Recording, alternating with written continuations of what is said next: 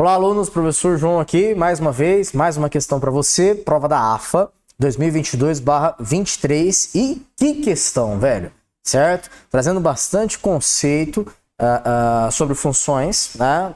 Muita coisa, mas uma questão aqui top, velho, top. E também não era uma questão fácil, não.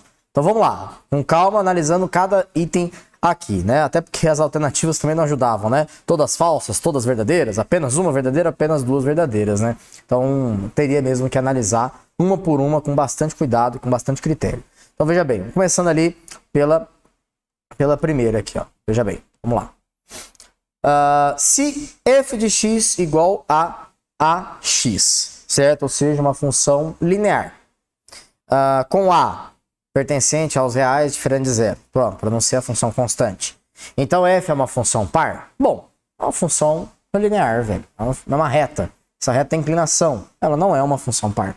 Não tem como ser par. Agora, você tem que lembrar do que é ser uma função par. Existem algumas formas de você determinar se essa função de fato é par ou não, e o que garante para você, obviamente, que ela não é par. Tá? Por quê? A definição de uma função ser par ou não ser par é que o f de x seja igual a f de menos x, para todo x real, é claro, para todo x. Mas, geometricamente falando, uma função ela é par quando ela é simétrica em relação ao eixo y. Então, o eixo y seria o eixo de simetria, dada uma simetria axial. Nesse caso, como a função é uma função linear, ou seja, uma função de primeiro grau, ok? Onde o coeficiente linear dela é zero. Então ela tem inclinação, ela não é simétrica em relação à origem, em relação ao eixo y. Então ela não é uma função par. Geometricamente você poderia já afirmar dessa forma, ok? Ela é falsa. Tá, professor? Não lembrava disso. Você poderia substituir valores também. Ou até, inclusive, você poderia fazer algumas contas. Trazendo aqui, observa aqui comigo. Se f de x é igual a f de menos x, nós deveríamos ter ax igual a menos x. Certo? Como x é qualquer número real, você tem que pensar o seguinte, que se x for zero, ok? A igualdade é válida? Essa igualdade que eu estou falando, ok? Se o x for zero. Agora, se o x for diferente de zero, nós deveríamos ter a igual a menos a. Isso não é verdade, visto que o a é um número real qualquer, inclusive diferente de zero, né? Voltemos aqui, olha só. O a é diferente de zero. Então, não tem como ele ser igual ao seu oposto. Aliás, um número só é igual ao seu oposto se for o zero, inclusive, né? Isso na prática. Porque na teoria o zero não tem oposto. Então, mais uma forma aí de verificar que é falso essa primeira afirmação. Bom, então todas são verdadeiras? Não. Já sabemos que letra B não é. Eu já fugiria da letra B. Então vamos para a próxima. Se h de x igual a menos a menos elevado a menos x menos 1, com a sendo um número maior do que 1, então h é uma função crescente para todo x pertencente aos reais. Nós temos aqui uma função exponencial, ok? Para resolver ela, eu vou me atentar aqui a trazer conceitos de gráfico de função, transformações gráficas de função, certo? O pessoal aí do nosso cursinho Triale sabe o quanto eu valorizo os alunos aí a lembrarem desses deslocamentos, as reflexões que causam, certo? Nos gráficos de função, porque quando você lembra desses conceitos, é claro que daria para resolver essa questão aqui de outras formas, mas quando você lembra desses conceitos, ela passa a ser até um tanto quanto fácil. Um tanto quanto, tá, pessoal? Não estou aqui querendo dizer que a questão é fácil não, beleza? Porque de fato não é. Nós temos a função h de x, que o exercício deu, como sendo menos a elevado a menos x menos 1. Só que ele afirmou que o a é maior do que 1. Lembremos que uma função exponencial, vamos pegar aqui uma f de x igual a elevado a x. O gráfico dessa função, fazendo rascunhos, ela é uma função assim, ok? Fazendo bem grosseiro aqui o rascunho, que já vai ser suficiente para a gente entender, tá? Se é verdadeira ou não aquela afirmação, certo? Se, porventura, eu pegar essa função f de x, não vou escrever f de x, que ela já não vai ser f, né? Vou chamar aqui de f1. Se eu pegar uma f1 de x, fizer a x mais 1, o que vai ser isso daí, esse mais 1? Esse mais 1 vai ser um deslocamento para trás. Esse mais 1 vai ser um deslocamento horizontal do gráfico à esquerda. Então, esse gráfico, ele vai ficar assim, ó.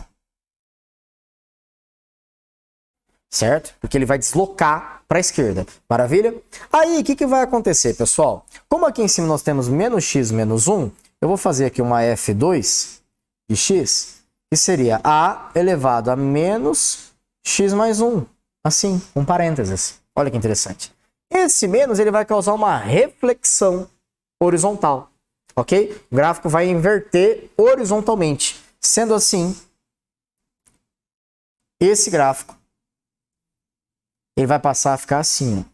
Daqui e vai crescer aqui assim. Fazendo bem grosseiro o desenho, que já é suficiente. Aqui ele está decrescente, certo? Mas se eu pegar aqui uma F3 agora e colocar um menos aqui na frente do A, com menos x mais 1, esse menos na frente do A, eu estou alterando as imagens. Eu estou fazendo o oposto do valor da imagem, perfeito? Se eu estou fazendo isso, ele vai fazer uma reflexão vertical. Se ele vai fazer uma reflexão vertical,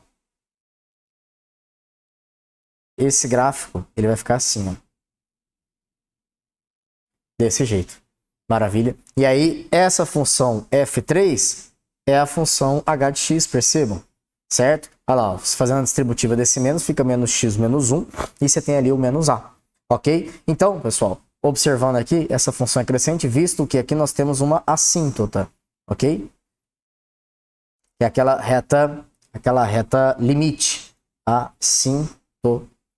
Certo? Aquela reta limitante, onde o gráfico se aproxima tanto quanto ele queira. Perfeito? Então aqui nós temos que, de fato, essa função h, ela é uma função crescente. Como eu disse, teria outra forma, às vezes, de você verificar isso. Tá? Mas eu achei interessante falar desses conceitos aqui de gráfico. Tá? Porque, assim, claro, aqui eu demorei um certo tempo fazendo os desenhos e tal, mas quando você bate o olho aqui na questão e lembra desses deslocamentos, né? O menos, que faz a reflexão, a soma, a subtração, que faz o deslocamento, o movimento rígido, o menos ali, que faz a reflexão vertical e também a outra horizontal. Lembrando de todas essas reflexões desses deslocamentos, não é tão difícil você já na sua cabeça imaginar essa função e perceber que ela é crescente. Claro, se você tem aí uma certa intimidade com esses conceitos. Perfeito? Bom, vamos lá. Seguindo então, nós não temos que a letra A vai ser a resposta, porque nós temos uma verdadeira. Agora vamos para a última letra C, né? Letra C, né? Perdão, a terceira afirmação. Que diz que se o contradomínio de G é o intervalo de menos B até infinito, incluindo menos B, a função g de x, que é igual a x² menos b, com b sendo um número real qualquer, então g é necessariamente uma função injetora. É esse necessariamente aqui que vai trazer problema para a questão. Porque quando o cara diz necessariamente, né, porque tem que ser obrigatório. Tá? Ora, se você analisar essa função g de x aqui, x² está com coeficiente 1 positivo.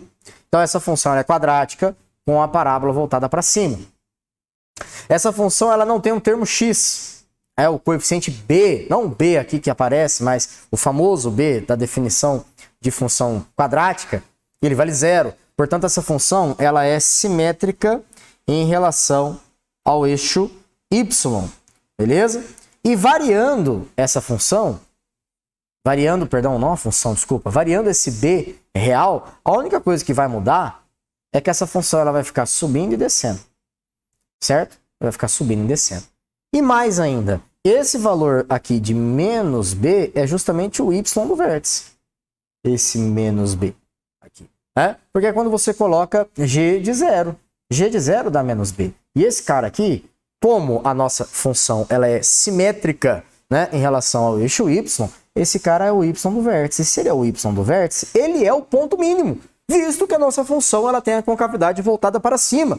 Então, esse aqui, de fato, é o ponto mínimo da nossa função. Se ele é o ponto mínimo, ele é o menor valor do seu conjunto da imagem, certo? Ponto mínimo. Então, a imagem dessa função, de fato, vai ser menos b, de menos b até mais infinito, ok?